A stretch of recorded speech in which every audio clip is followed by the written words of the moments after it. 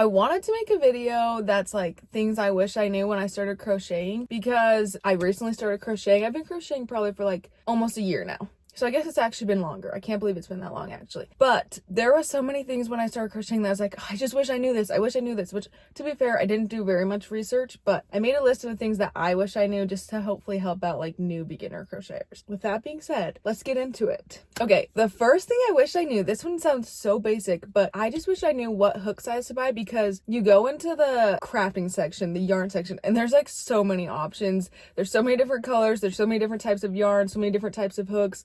There's like cheap ones, expensive ones.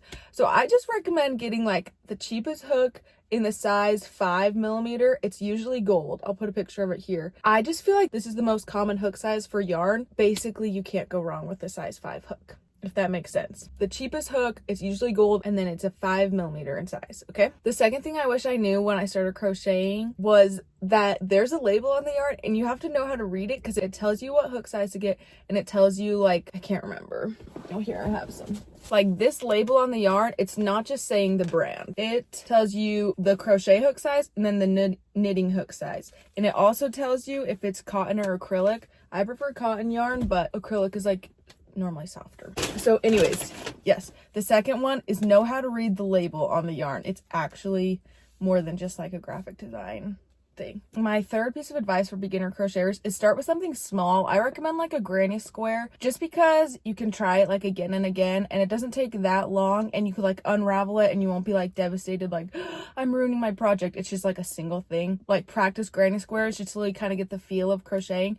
And also there's tons of different granny squares, so you can learn like different stitches by just like testing out different granny squares. Yeah, that's what I started with. And I know some people say starting with granny squares is overwhelming, because then it's like you need to make a lot of them to make something, but I think it's just good. Like, don't start thinking I want to make a project. Just start like I want to learn the basics of crocheting, not I want to make this ginormous like blanket or something. My fourth tip for new crocheters is to hold the yarn looser than you think. When I started crocheting, I had that so tight. I couldn't even get the hook in, like it was so tight. Like, it should not be like that. It should be pretty like easy. If it's like really hurting you, you're holding it too tight. Just hold it looser. It's gonna turn out. Even if it turns out super loose, it will still turn out. And if you hold it super tight, it will still turn out too. But like, just hold it looser, just to give your fingers like some grace. My fifth tip is when you're first starting out, it's hard to know what hole you should be putting your hook in, but just like don't stay on that for too long. Just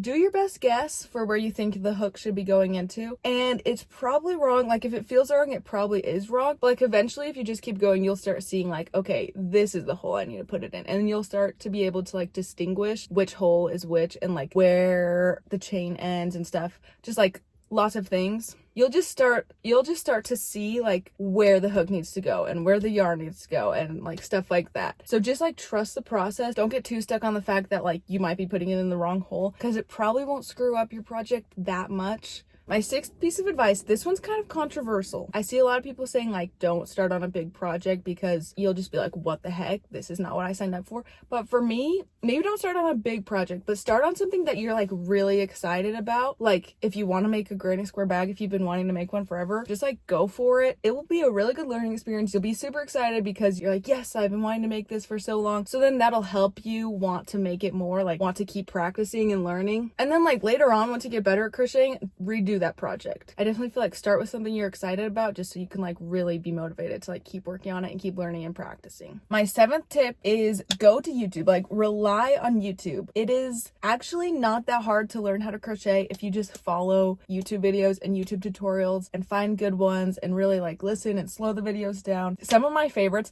I love Bella Coco, because she's like, her videos are so good. Like, I freaking love them. She explains it so good. She shows it so good. She goes nice and slow, and it's like super easy to understand. And she does left-handed crochet videos as well. So for each like thing she does a left-handed version, which is super nice because I'm a lefty. So that was like so helpful for me. And then another one that I love, she's not as much of a tutorial girl, but she has super cute tutorials, is Cameron Kane. She makes the cutest stuff, and I actually just love her personality too. Like, I found her from a tutorial, but now I like go back and watch her videos all the time just because I like her a lot. Those are my 2 recommendations. I'm sure there's lots of other super good crochet tutorial people. Both their videos are super clear and super easy to follow along. Number 8, I think we're on 8. Cheap yarn is just as good as expensive yarn. Definitely there's differences, but for when you're just starting out, just buy the cheapest yarn. It seriously, it does not matter. Like for your first couple projects, honestly, I still buy the cheapest yarn